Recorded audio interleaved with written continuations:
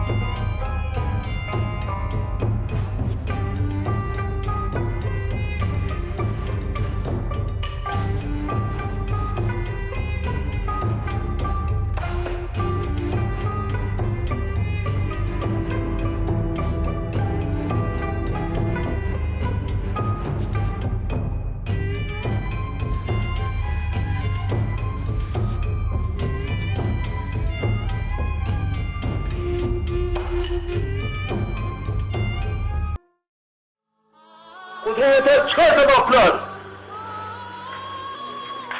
ماشټر صاحب راشه زما د پلار مخ وګوره دا څه وشو زما په پلار باندې ماشټر صاحب دا څه وشو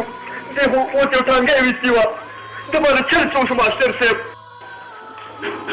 خدایه پاکه زما پلار دا چا ماشټر صاحب زما پلار باندې څه چل وشو دی خو ژوندي اوس یم دا چارو کې جواب راکړه زما پلار چا نه کو زما پلار چا نه کو خدایه دا خانانو ویشو